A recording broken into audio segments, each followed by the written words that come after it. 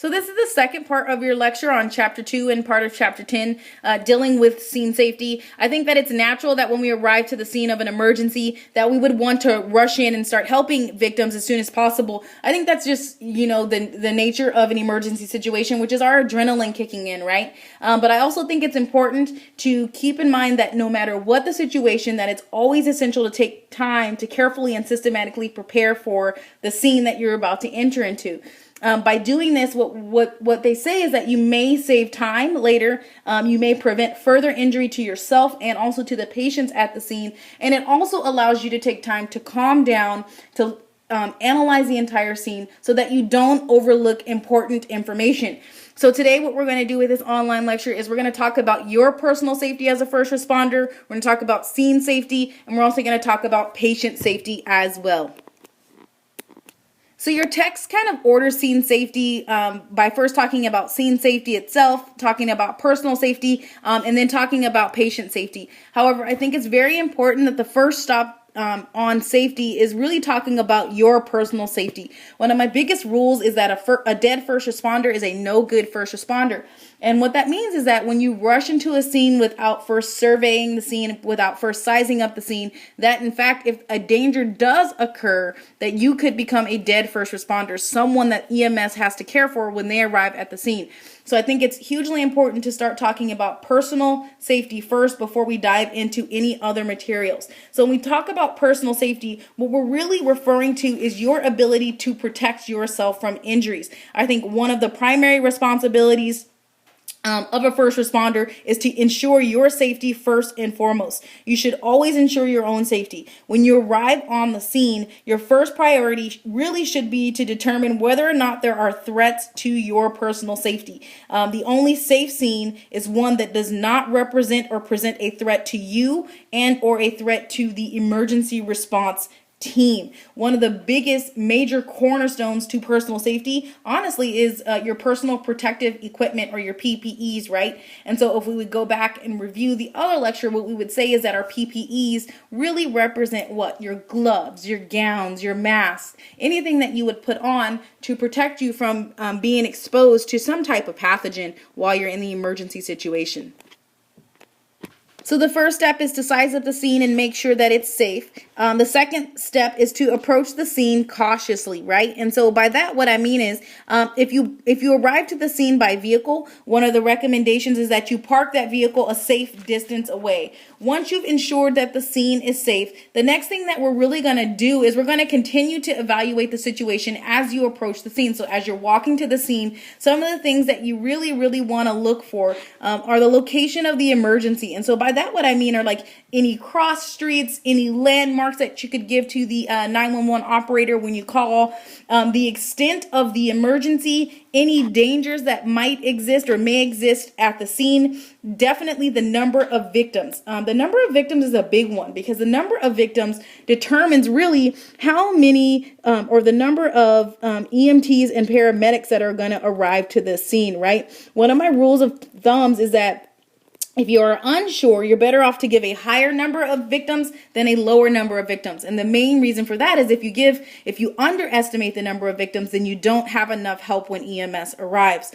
There are other important information that we should give to EMS. And one of the biggest pieces of information that we want to give is maybe even the behavior of your patients. Are some of them angry? Are they mad? Are they unconscious? Are they quiet? Give them the demeanor of your patient. This kind of helps to determine whether or not you might have to dispatch, like, let's say the police and or some type of psychologist or psychiatrist who might be needed at the scene as well.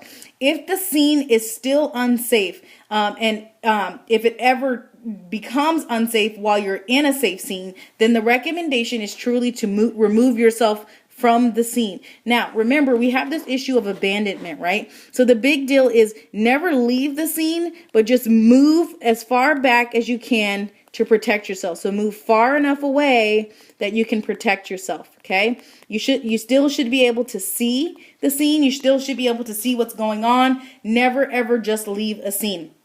Okay, if you come up to the scene and you notice that it is dangerous from the beginning, then the rule is to never enter a dangerous scene. Unless, of course, you have the proper training to do so. So like say, if you enter a scene of a fire and you're actually a trained firefighter, then you can go ahead and enter the scene there. Otherwise, you never enter a scene that you are not prepared to deal with. So back to personal safety. When you arrive to an emergency scene, I think it's best that if we had guidelines to follow, that you should always follow these 4 guidelines to ensure your personal safety and also the safety of the bystanders at the scene. Rule number 1 is always to take time to evaluate the scene. And by doing so, it allows you to recognize existing and potential dangers to both you and the patients at the scene. The next one is to wear your personal protective equipment and to be an advocate for doing this at all times. Again, by wearing personal protective equipment, what you're essentially doing is reducing your risk of exposure to a pathogen. Another big one is do not attempt to do anything that you are not trained to do. So know what resources that are available to you at the scene, but do not attempt to do anything that you are not trained to do. Remember, this is an act of commission where you've done something that you aren't trained to do and you've harmed someone. So you want to make sure you don't do that. And then last but not least, you have to get the help that you need, right? And one of the biggest ways to do that is truly to call 911 so that they can send the resources that you might need to secure the scene, and also be prepared to describe the scene and any type of additional help that may be required. So for example, one of the things that you always want to do is figure out what the location is. I said this in the last slide. You want to know cross streets, you want to know landmarks, you want to know the extent of the emergency. You want to know if there are any apparent scene dangers. So for example, your text gives the example of a light pole getting ready to fall over. That's an apparent danger at the scene. And then also we talked about the behavior of the patient. If you always take these 4 guidelines into account when ensuring your personal safety, more than likely you'll be a good first responder and not a dead first responder at the scene. So now that we've talked about ensuring your personal safety, now we'll talk about the safety of others. The safety of others truly encompasses 2 components. The first is the safety of the bystanders who are looking on, and then the second is the safety of the patients that you are going to be caring for. You have a responsibility for the safety of all of the individuals at the scene, as well as your own personal safety. So the big deal that you want to do as a first responder is really discourage bystanders, family members, or unprepared responders from entering an area that appears unsafe.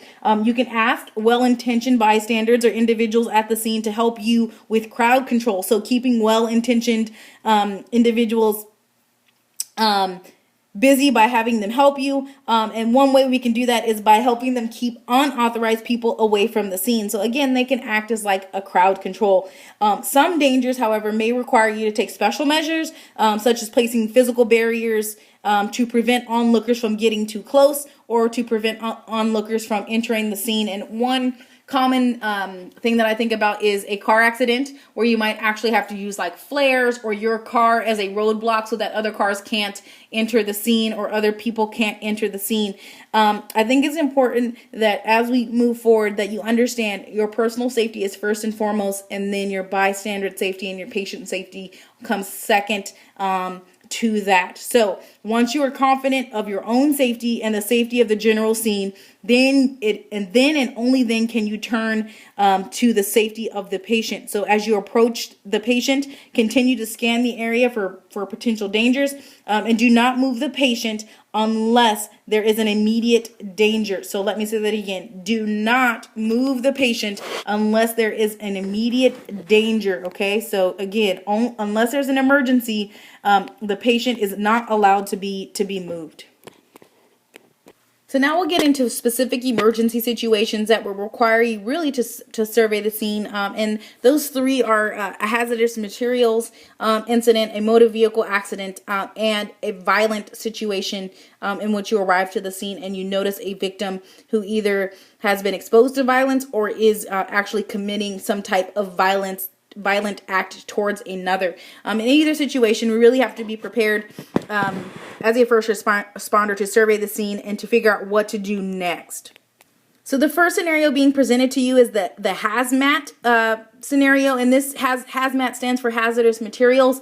I think it's important that we never underestimate a hazmat situation. One of the biggest things as a first responder is really always observing the scene thoroughly for dangers such as traffic, unstable structures. You could have downed electrical wire, leaking fuels and fluids after a motor vehicle accident from the car that you may not be able to smell, smoke or fire. You could have broken glass. The list goes on and on.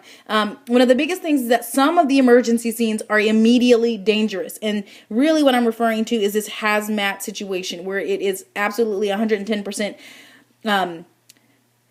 unsafe for you to enter the scene. So sometimes the dangers are obvious, such as like a fire or with the presence of like a hostile patient and bystanders. But in other situations, such as a hazmat situation, they may be less obvious, right? And so in the presence of a hazardous material or unstable structures, you really are not supposed to enter the scene. The recommendation is to park at least 100 feet away and to stay there until either the fire departments and or the police department has secured the scene. So big rule of thumb is really just to take safety measures that are appropriate to the specific situation. So we're going to talk a little bit more in detail about hazmat. So what is hazmat? Hazmat is any type of hazardous material, and typically we see hazmat in the big trucks on the freeway that are carrying something, and they have this big placard that says hazmat on it. If we have a situation where we believe that hazmat is involved or hazardous materials involved, what I'm supposed to teach you guys really is just to look at the signs on the vehicle, to let that dictate and drive what you're going to do in terms of evaluating and treating at the scene. You're going to look for storage facilities or railroad cars, because all of these individuals are required to have some placard, some form of sticker that states that they are carrying a hazardous material. Some other signs to look for are clouds of vapor, spilled liquids or solids that are on the ground when you enter the scene, any type of unusual odor that you might smell, like a gaseous odor or something like that. And then obviously the most obvious of them all is leaking containers or bottles or something coming from a gas cylinder, right? If you see any of these signs or symptoms at the scene, then the recommendation is to move away from the scene at least 100 feet away. And eventually we'll talk about hazardous materials in more detail, but the rule of thumb is that when you do call 911, they will send a hazardous material team or a hazmat team. And that hazmat team will come with different types of showers if you've been exposed, so that you might wash your body and free your body of any hazardous material that you might or may have been exposed to. But let's go back and recap. If you suspect a hazmat at the scene, do not enter. You want to be 100 feet away from this scene at least to reduce your risk of exposure to the hazardous material. So what are you going to do at the scene of a hazardous material incident? The big deal is if you have binoculars on hand, you can see what's going on at the scene from at least 100 feet away, if not longer. So, it is at this point in time where I start recommending that you start storing things in the trunk of your car, and one of those things that I recommend is a set of binoculars. I think it's important to also reiterate once again, I feel like I'm repeating myself, but that unless you are trained to deal with hazmat material, do not enter the scene. If hazmat material is suspected, again, stay safe distance away, and that safe distance, remember, is at least 100 feet away at minimum, if not further. Okay, here we go again. Not creating sparks. You guys could probably tell me why. Well, why would you not want to create sparks at a hazardous material scene? The number one reason is fire. Okay, you do not want to be responsible for starting a fire. If you suspect hazardous material, so a truck has turned over, or you have a car in a car accident with a large truck that's carrying hazardous material, then you are supposed to call the fire department. So homework for the next class period would be to bring me the number of your local fire department so that I know that you have that in your phone book. So, what are you going to do if you enter the scene and the scene looks something like this in this picture? Well, guess what? This could be you as a first responder. After you leave this class, you will be more than qualified to care for victims that might be in this car, or to care for victims that might be in this car. So, what are you going to do? How are you going to protect not only yourself, but the bystanders that might be somewhere around in this environment, and or the patients within each of these cars? Well, I think it's important as a first responder, first of all, to just come to the realization that this may be your reality someday, and that more importantly, this is something that you could actually care for or enter the scene and provide treatment for the patients that are there. So I think it's important as a first responder to just be aware of the hazards, any glass, metal, fuel, electricity that might be as a resultant of the car wreck that you see down below. The big deal is do not remove any victim from the wreckage without proper training.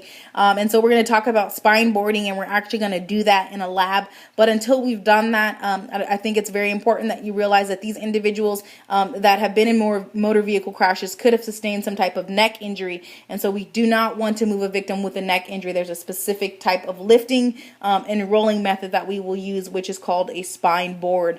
And then last but not least, really do not want to begin rescue until the wreckage has been stabilized. And so what I mean by this is you really don't want to enter the scene of a motor vehicle crash that's in the middle of a freeway, because you might actually get hit. So remember, a dead first responder is a no good first responder.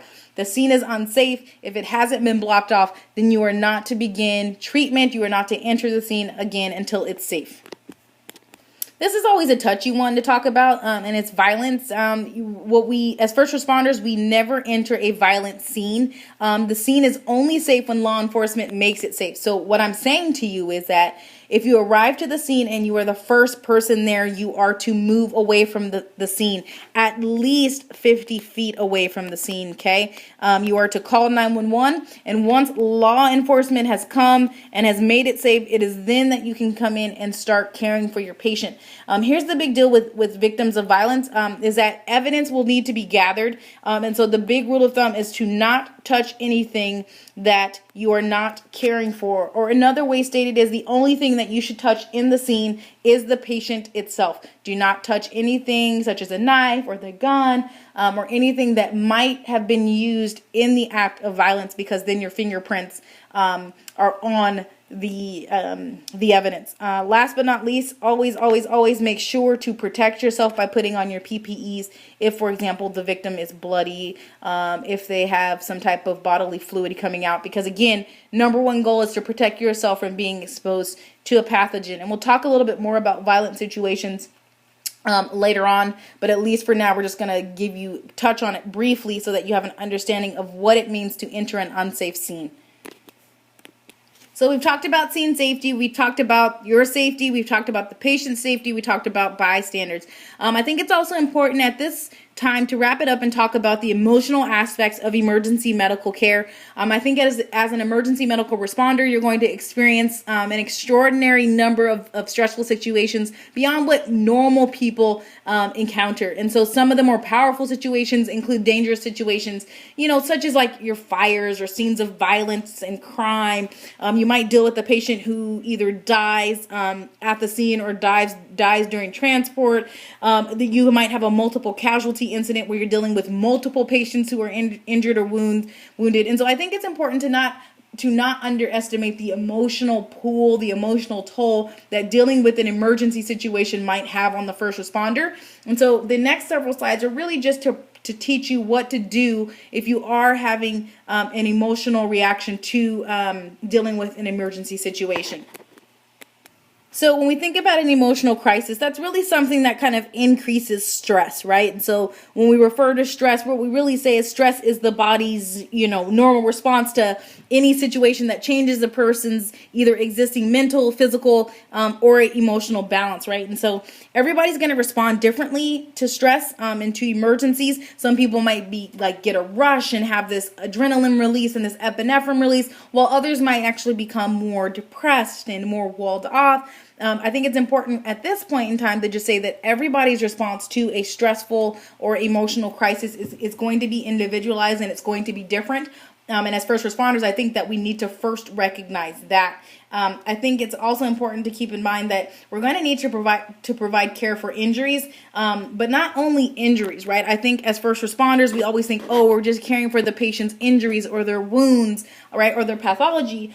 But the other aspect that we really do treat more often than not is the emotional aspect associated with the emergency situation, right? So we could think of the person who is injured at the scene but has a spouse or a cousin or a sister or a child with them. Well, we also have to think about that individual, right? What emotions are going on with the individual who is seeing their loved one being treated. And so we got to think, okay, maybe the person at the scene might be distraught, and you may be the person that person is going to rely on for strength. And so when we think about being a first responder, yes, we are going to treat injuries, but we also have to realize that we're going to be treating or dealing with emotions as well, and we have to be equipped for that aspect of our job as well. So we know that stress can arise from any situation or thought that brings about feelings of frustration. It can bring about anger. It can bring about anxiety, right? And we would say that stress is unique to the individual. What is stressful to you may not be stressful to the person sitting next to you in your classroom. But normally what we would all say and what research shows is that stress is a normal part of life. In small quantities, it can be positive. It can motivate people, right? We've seen that where, you're all studying for your finals and you're stressed, but you just want to get it over with because you want to get that A in your class. However, too much stress or a strong response to stress can be harmful. It can contribute to illnesses and or lead to depression. And so we think about triggers of a stress response. We think of events like a serious injury, illness, or death in the family, right, that could trigger a stressful response. There are other types of scenarios that would also trigger a stress response. And the ones that I really think about, the number one is as a first responder dealing with victims of multiple casualty incidents.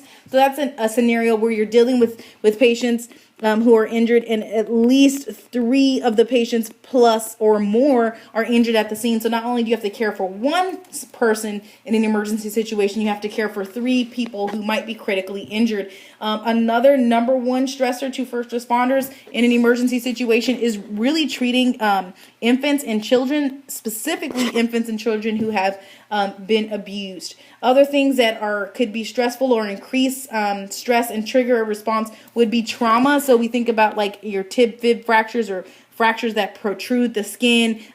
We could talk about decapitation would be another one. And then last but not least would be death, right? Any type of death, but specifically death that occurs to someone that you know, right? Again, these reactions may be delayed. It might be 3 or 4 days before you actually have some type of reaction to the incident. And for others, it might be right away. So once again, it's the stress response is an individualized response. However, when you do recognize that you are having a response, it's our role as first responders to seek help immediately. So experiencing the dying process is difficult for most people. And so what we understand about the process of death and dying is that it's natural. It can be accidental and it could be intentional, right? So we might have someone who commits suicide. I think it's always important to follow a few rules of thumb. One of the biggest ones is always try to resuscitate a body that feels warm. Or a body or a victim who has been in extreme cold. So, for example, someone who's fallen into an icy lake. So we always want to try to resuscitate a body that feels warm because that means they have blood flow. And then we also want to care for a victim of extreme cold, even if they do not have a pulse. We think about resuscitation efforts or efforts to try and help someone or try to revive someone when we think that they are dead. And so the only time you really stop resuscitation efforts is if there's no heart rhythm, pulse, respiration, and blood pressure. If there's a decapitation, by decapitation I mean the head has been removed from the body, rigor mortis, and or decomposition. And then last but not least, we've talked about this earlier on in the online lectures, is the do not resuscitate order, right? This is a legal binding rule. If they do not want to be resuscitated, we cannot treat them. However, remember I did say with the DNR that if you are unsure, go ahead and resuscitate. You're better to resuscitate and have an alive victim than to not resuscitate and have a dead or deceased patient or victim. So never make statements about the victim's condition. So one thing that you want to do is you want to reassure the patient's family, but we also want to make sure that we're not falsely reassuring them. So one of the things that I always tell first responders is you can say something like, we are doing everything that we can. However, you cannot say, oh, your patient, that your husband or your wife is going to live. Everything we're doing is going to make them survive, because that's a false promise, right? And so we'll be dealing with that as well. When we think about death and dying, overall, what we have to do is we have to determine whether or not the patient is dead, right? And one of the biggest ways to do that is obviously whether or not they have a heart rhythm and a pulse and respiration. And once we figure that out, whether or not they're dying or they're dead, we really try or attempt to do or perform as many resuscitation efforts as we can to try and save that patient's life. Try not to stop once you started resuscitation, but we'll talk about when you can stop in a later chapter. So for you as a first responder, what are the signs of stress? Well, I think we've all seen it, if not in ourselves, probably in our roommates, our classmates, our siblings, right? Some of the signs of stress: irritability, lack of concentration, difficulty sleeping, anxiety, right? Either an increase or a decrease in your appetite. And so we could group all of these signs and symptoms into what we would say are signs of someone that is stressed out. And I'm sure, I know as a professor on this campus, I always see it in the last week of school when students have no sleep and students are just cramming everything they can into their brains for their final examination. And so we got to talk about how to manage stress, because when we deal with emergency situations, we're going to have lots of traumatic exposure, right? And so we got to figure out a way to manage it. And one of the biggest ways to manage stress is really changing our lifestyles, right? It's a change in our diet and our exercise, the way we relax and the way we meditate. As first responders, we also have access to, we'll talk about our social workers and or psychiatrists and psychologists who are also available to us to just walk through, to allow us to talk through some of the emergency situations that we've either been in or have been exposed to. And so there are different lines of defenses set up for us as first responders to protect us from being overwhelmed, to protect us from having increased stress in our lives as a result of the job that we are partaking. So back to death and dying, we got to talk about the grieving process. Again, grieving is very individualized, but we really have the Kubler-Ross's stages of grieving, and that really is, I kind of put it into a little acronym, which is DABGA. And so what we typically have is the first D, which is going to be denial. This is when your patient is going to basically deny that the person they love has passed away. And then your patient typically goes into an anger stage where they are just worried, they're uncertain, they're mad at the world. And then we kind of go into a bargaining stage where we tend to bargain either with God or with someone else to bring that person back that we lost. And then we go into the G and D, which would be either guilt and or depression. And then last but not least is the last stage of the Kubler-Ross, which is acceptance, right? That's when our patients start to realize and come to the conclusion that, yes, the person they love is no longer on this earth. Again, some of these stages may be skipped, but these are the stages of the Kubler-Ross and the grieving process. Just something for you as a first responder to use and to know and to put into your toolbox. So an emergency responder's job can be highly stressful. I hope I've reiterated that several times, and it often involves critical incidents. So what are critical incidents? These are specific emergency situations that involve either a serious injury and or a death. Critical incidents are especially stressful if you feel that you did something wrong or failed to do something even after responding exactly as you were trained. And so this tends to weigh heavily on the first responder, and it is important to understand that it can have a powerful impact on you and your life. And so there are different things that are put into place to help you deal with critical incident stress in emergency situations. Okay, so the big deal is to recognize that if it is the case that a patient does die or becomes harmed because you did something wrong, then you have to realize that you may need help coping with the situation, and counseling is highly and heavily recommended.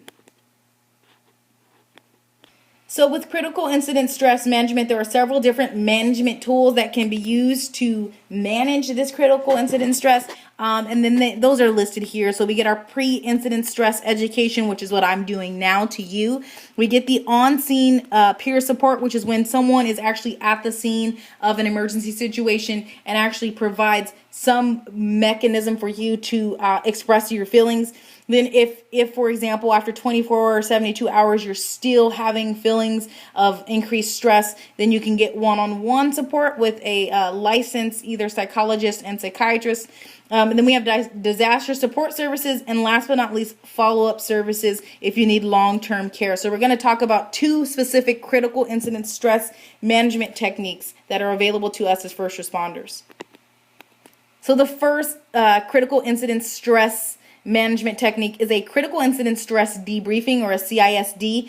This typically occurs within the first 24 to 72 hours after the initial critical incident stress incident. Okay, so 24 to 72 hours. So it's very quick intervention. During the critical incident stress debriefing, what you get is this open discussion of feelings, fears, and reactions. And it's done in a group setting. Everything that is said in this group setting is very confidential, and it can be used for any emotional crisis, so any type of emergency situation. It's important for all involved in an emergency situation, specifically a critical incident stress situation, for them to be debriefed, so that they're not carrying around the feelings that they're feeling after the emergency situation. Now, this is very immediate in nature. It's very informal in nature. And so what the Red Cross and the American Heart Association said is, well, we need something that's more formalized for individuals who might have a fear of talking in an open discussion forum with lots of people around them. And so they came up with another critical incident stress management technique. And this management technique was the critical incident stress diffusing. And this is shorter than the debriefings. It's less formal and less structured. It's typically initiated within the first few hours or the last 30 to 45 minutes of the actual critical incident stress. It's immediate, which is when compared to debriefing, it takes 24 to 72 hours. So it's more immediate in nature. You get that initial venting, and it may eliminate the need for your formal debriefing. And the awesome thing about the diffusing is that it's on a one-on-one basis. Again, you get those people who might be afraid to speak up in the debriefing, and they might be more apt to share their feelings in a one-on-one basis. You have critical incident stress debriefing, critical incident stress diffusing, both of which are available to first responders free of charge. So again, we get critical incident stress diffusing and debriefing. Both are available to first responders, and really the recommendation is that anytime you encounter or you deal with any serious incidents, they recommend that you do the critical incident stress management system or utilize it. One big thing to keep in mind is that utilizing this system is in no way an admission of weakness. Some people have this notion that, oh, if I go to a psychologist, if I go sit in a group and express my feelings, that I'm weak. But in fact, what it helps you do is it helps you eliminate the stressors or the feelings that you might have had after the initial emergency response. And it actually makes you be a better person. I think that every time you have overwhelming incidents, specifically emergency incidents, should always access the critical incident stress management system. Please choose the one that would be best for you. If you work better speaking in a group, then you want the debriefing. If you work better in a one-on-one setting and you need something immediate, then you want the diffusing. So each management system really is catered towards the individual. You can pick and choose what might be best for you.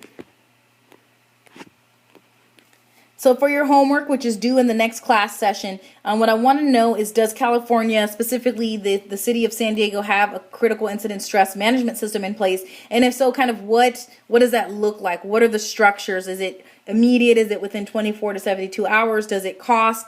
And then do they offer both the diffusing and the debriefing? And then describe what each of those looks like too. Please type this up and be prepared to hand it in the next class session. Thank you. Have a wonderful day.